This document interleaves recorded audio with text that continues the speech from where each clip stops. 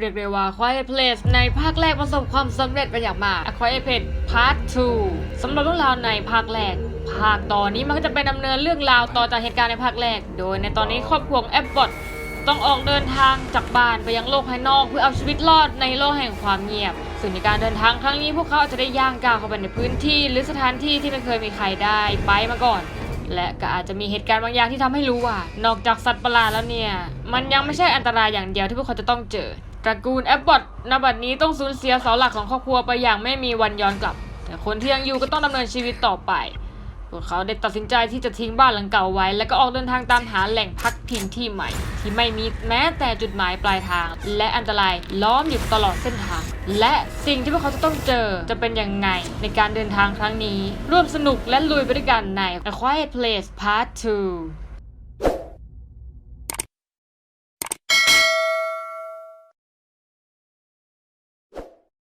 หลังจากเหตุการณ์ในภาคแรกที่ลีผู้เป็นพ่อได้เสียสละชีวิตตัวเองจากพวกเอเลี่ยนที่ไม่หวังดีต่อผู้คนในโลกมนุษย์และลูกน้อยของครอบครัวพวกเขาที่เผยทำเสียงดังจากของเล่นที่พี่สาวของเธอได้แอบเอาทานออก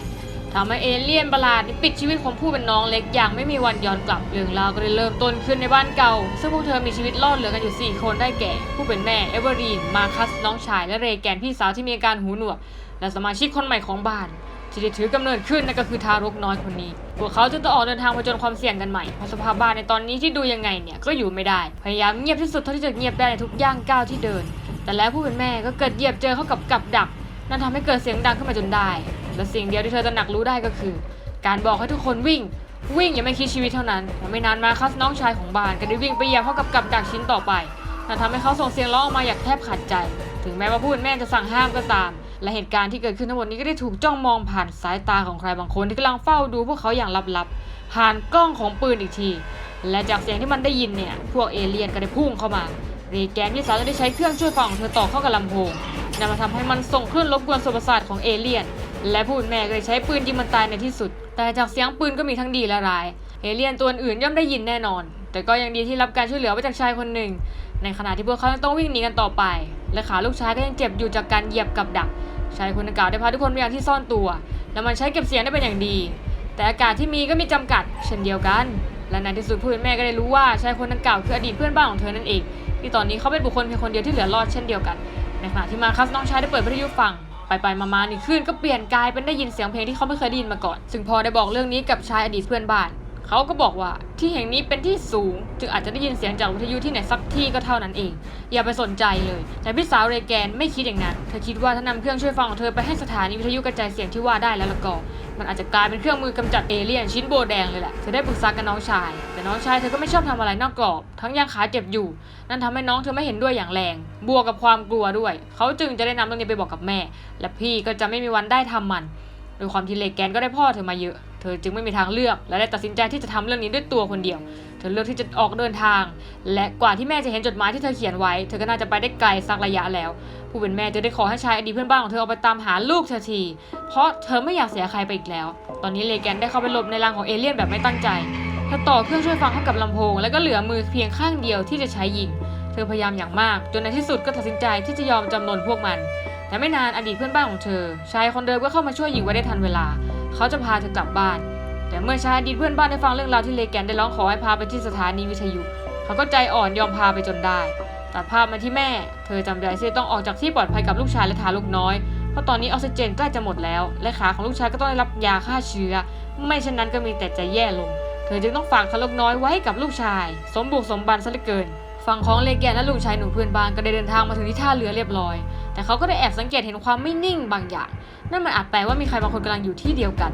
ไม่ทันไรพวกเขาก็ได้เจอเข้ากับบุคคลหนึ่งที่ได้เข้าโจมตีเอเมนอย่างรวดเร็วโดยการสวมบางอย่างไว้ที่คอและเขาต้องห้ามขยับเพราะไม่อย่างนั้นพวกเอเลี่ยนมันได้ยินแน่ๆไม่นานก็มีกลุ่มคนอีกเป็นจำนวนมากที่ได้ปรากฏตัวขึ้นแล้วก็ได้ลากตัวเรแกนผู้เป็นพี่สาวไปจังหวะนี้ของหนังเนี่ยให้กลิ่นเหมือนความติดกับดักโจรสลัดอะไรทำนองนั้นเลยอีกทางฝั่งในขณะที่ก่อนผู้เป็นแม่จะกลับมาถึงบ้านชายน้อยมาคัสก็ซุกซนอยู่ๆก็อยากที่จะเดินขึ้นไปสำรวจอะไรบางอย่างโดยเจอเขากับศพของคนให้นั่นทันใดนั้นด้วยความตกใจเขาเลยเผลอชนเข้ากับของหล่นแล้วมันก็ทำให้เกิดเสียงดังเป็นอย่างมากเอเลี่ยนหูผึ่งและรีบบึ่งมาโจมตีอย่างไม่รีรอมาคัสรีบวิ่งมาราธอนกลับลงไปที่หลบภัยและต้องคิดให้ไวจึงได้คว้าเจ้าทารกน้อยเข้าไปในเตาเผาเหล็กโดยลืมเอาผ้ามาคั่นเหมือนทุกทีที่เคยทำนั่นทำให้ประตูเปิดออกจากด้านในไม่ได้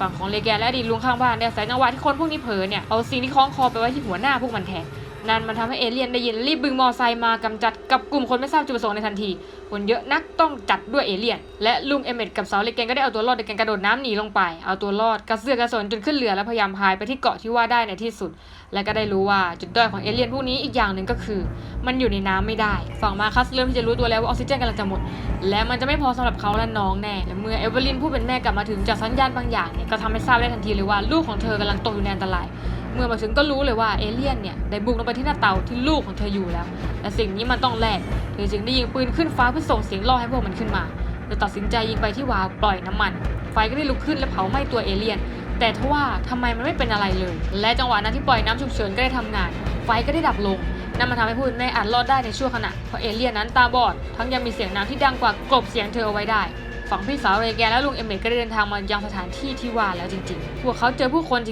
ริงๆและได้รับการช่วยเหลือให้อาหารเป็นอย่างดีที่นี่ดูจะเป็นที่ที่ปลอดภัยจากเอเลี่ยนมากๆมันดูสงบสุขอะไรเบอร์นั้นเลยวันต่อมาขณะที่ลุงเอเมดได้ออกมาเดินสำรวจสถานที่เมื่อเดินไปที่เรือตัวเองก็พบว่าข้างใต้เรือเนี่ยมันมีรอยเอเลี่ยนอยู่แล้วก็เหมือนจะเห็นเอเลี่ยนด้วยแย่แล้วไงเขาได้เรียบวิ่งหน้าตั้งเข้าไปบอกทุกคนว่าให้เข้าไปในบ้านแต่นักมาราธอนก็คงสู้ความเร็วของเอเลี่ยนไม่ได้มันได้เข้าทำลายผู้คนบางส่วนที่วิ่งเข้าบ้านไม่ทันไปหลายศพแต่ก็ยังดีที่เขาวิ่งไปอุ้มเด็กบางคนไว้ได้แล้วก็ได้พาเด็กๆส่วนหนึ่งไปซ่อนไว้ในบ้านส่วนตัวเขาเรแกนและชายอีกคนก็ได้บึ่งรถขับหนีและบีบแต่เรียกร้องความสนใจจากเอเลี่ยนแทนเท่มากเขาได้ขับรถไปที่สถานีวิทยุเพื่อเข้าทำภารกิจความถี่ที่ว่าแต่แม่นางชายคนดังกล่าวก็นึกเป็นห่วงลูกและภรรยาทำให้โดนเอเลี่ยนฆ่าไปอีกหนึ่งจากการจะกลับไปทำให้ลุงเอเมดและเลแกนวิ่งหนีสุดชีวิตเข้ามาข้างในสาวน้อยเลแกนพยายามปีนเข้าไปในห้องจัดรายการและค่อยๆเข้าไปได้ฝั่งคุณแม่เลแกนก็ได้แอบลงมาหาลูกชายได้สำเร็จมาคัสนั้นสลบไปแล้วแต่ไม่นานก็ได้สติเมื่อผู้เป็นแม่มั่นใจว่าเอเลี่ยนไม่ได้อยู่ข้างนอกแล้วจึงตัดสินใจเปิดออกไปเพื่อที่จะไปเอาของที่เก็บมาแต่เอเลี่ยนมันอยู่ข้างหลังนั่นไง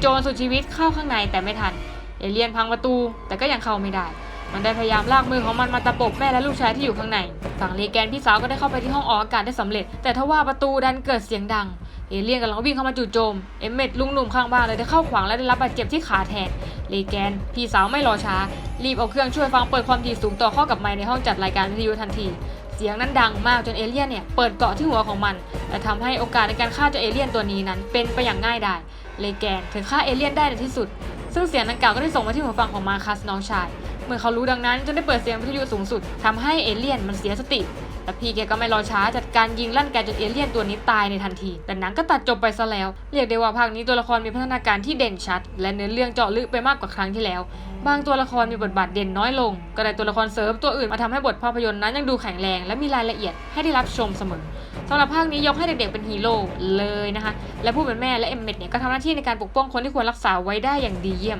ทำให้เห็นถึงความรักที่พร้อมจะสู้เพื่อชีวิตและคนที่รักได้จริงๆอย่างที่บอกว่าตัวละครบางตัวเนี่ยที่ไม่ว่าใครจะรับประกันว่าเป็นตัวเอกที่เรารู้ว่ายังไงก็ไม่ตายแต่นั่นก็ไม่ได้รับประกันอะไรได้เลยกับตัวละครอื่นที่เหลือก็คืออาจจะตายได้ทุกตัวซึ่งมันก็เป็นสถานการณ์เหตุการณ์ในหนังที่เซอร์ไพรส์เราเอามากๆและแน่นอนสถานที่ใหม่ๆของโลกภายนอกที่ต้องออกจากฟาร์มในภาคแรกก็ทำให้ทุกอย่างเนี่ยดูน่าตื่นเต้นแล้วก็วิธีที่ใช้ในการเอาตัวรอดจากสัตว์ประหลาดยังไงก็หวังให้มีภาคที่3ซึ่งถ้าตัวหนังจบแบบนี้ก็อาจจะได้มีลุ้นกันแน่นอนนะคะเป็นไงกันบ้างสำหรับ A Quiet Place Part 2 วันนี้เราได้รีบนำมาสปอยให้ทุกคนได้ฟังเลยทีเดียวสำหรับใครที่อยากไปดูตัวเต็มก็สามารถไปดูได้ที่โรงภาพยนตร์ในตอนนี้เลยนะคะและสำหรับวันนี้น้องก็ขอลาไปก่อนพบกันใหม่กับหนังเรื่องหน้าเรื่องใหม่เรื่องเก่าไว้ว่ากันว่ามีความสุขกับการดูหนังนะคะและฝากกดไลค์กดแชร์กดติดตามเพจ Facebook และ YouTube อย่างเช่นเคยสำหรับวันนี้น้องขอลาไปก่อนสวัสดีค่ะ